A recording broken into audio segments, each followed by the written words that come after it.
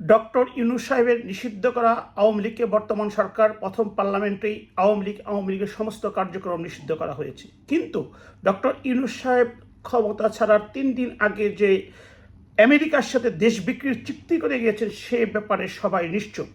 আমি যারা দেশপ্রেমিক সকলকেই বলবো যে আওয়ামী লীগের সাথে যারা সম্পৃক্ত ছিলেন, আওয়ামী লীগের কার্যক্রম নিষিদ্ধ, এই কার্যক্রমে অংশগ্রহণ করলে বর্তমান আইনের অধীনে আপনার বিরুদ্ধে সন্ত্রাস বিরোধী আইনে মামলা হবে, আপনাকে জেল খাটতে হবে।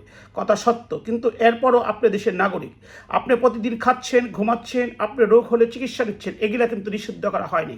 একজন দেশের নাগরিক হিসাবে যখন আপনি বিদেশে যাবেন তখন কিন্তু আপনি দেশের অ্যাম্বাসেডর। আপনি যদি কোনো অন্যায় করেন সে ব্লেম শুধু আপনার ঘাড়ে আসবে না, সমস্ত দেশ এবং জাতির ঘাড়ে আসবে।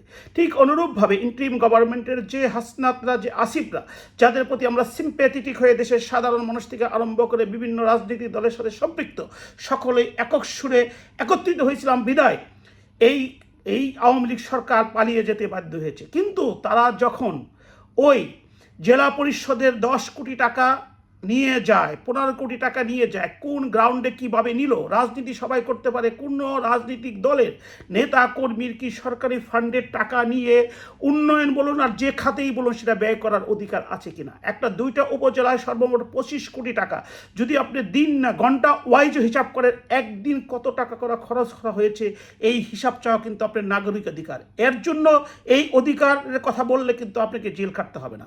আপনি এই কথা যদি বলেন ফ্যাসিস্ট শেখ হাসিনাকে যদি বলেন যে সে যেসব কার্যক্রম করে গিয়েছেন, যেসব বিভিন্ন জায়গায় হাইওয়ে, বিভিন্ন জায়গায় প্রকল্পগুলো করেছেন, বিভিন্ন রাস্তাঘাট করেছেন, সেগুলো দেখে যখন মানুষ তাকে ফ্যাসিস্ট না বলে আর্টিস্ট বলেন, আপনি যদি শেখ হাসিনাকে আর্টিস্ট বলেন তাহলে কিন্তু এর কারণে আপনাকে জেলে যেতে হবে না, এরা সন্ত্রাস বিরোধী আইনের মধ্যে পড়ে না।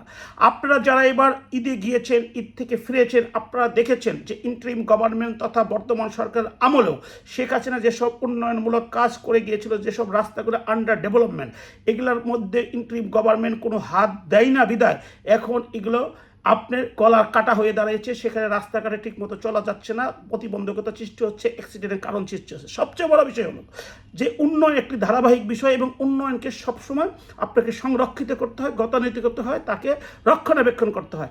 এবার যারা গ্রামে গিয়েছেন এসেছেন, আপনাদের কাছে একটি কোশ্চেন করতে চাই। এই যে ঝড় বৃষ্টি মেঘ, বিভিন্ন রাস্তার মধ্যে যে বিভিন্ন বড় বড় গর্ত হয়েছে, সেগুলো কি ইন্টারিম গভর্নমেন্ট 1 টাকা খরচ করেছেন অথবা বর্তমান সরকারের কোনো ইনিশিয়েটিভ নিয়েছেন?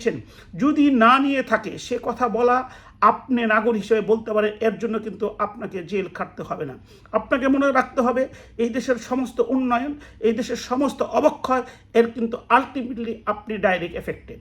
আবার এর সাথেও আপনি কিন্তু প্রশংসা করতে পারেন। আমি একজন ভূমিদস্যু বিরোধী, যারা কৃষি জমির কাছ থেকে মাটি কেটে নিয়ে যায়, সেটার বিরোধিতা কারণেই কিন্তু গত আওয়ামী লীগ সরকার আমি বারংবার মৃত্যুর মুখোমুখি হয়েছি। কিন্তু বর্তমান সরকারকে আমি ধন্যবাদ জানাই যে এই সরকারের একটি ইনিশিয়েটিভ দেখি নাই যে কোনো ভূমিদস্যু মাটি কেটে নিয়ে ফেলেছে।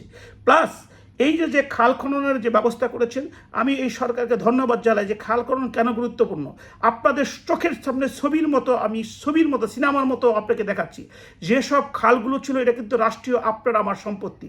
আমরা লক্ষ্য করেছি এই খালের মধ্যে কেউ টয়লেট করেছেন, কেউ বাড়ি করেছেন, কেউ তার পিলার করেছেন, কেউ তার বাড়ির সীমানা চৌহদ্দি করেছেন।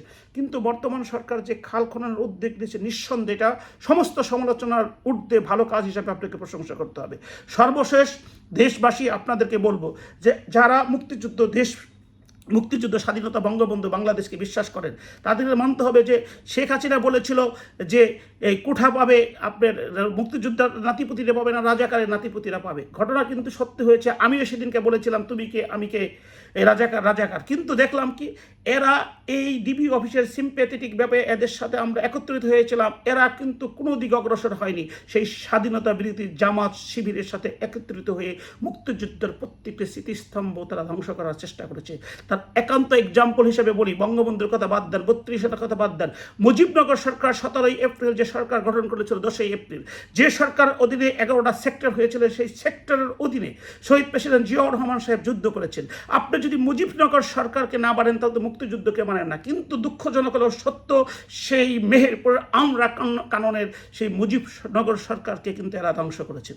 সর্বশেষ আপনাদেরকে বলবো, দেশ আপনার, এই মাটি আপনার, সুবিধা অসুবিধা আপনার, দেশকে রক্ষা করতে যে কোনো অন্যায় অবিচার অসঙ্গতির বিরুদ্ধে আপনাকে লড়তে হবে। এই লড়ার জন্য আপনাকে কেউ সন্ত্রাসবিরোধী আইনে ফেলতে পারবে না।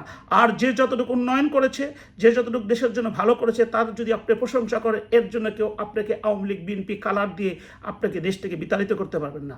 আসুন আমরা দেশটাকে ভালোবাসি, যে যতটুকু করেছে তার কৃতজ্ঞতা স্বীকার করি, যে যতটুকু অন্যায় করেছে তার প্রতি ঘৃণা প্রকাশ করি। সকলেই ভালো থাকবেন। আসসালামু আলাইকুম।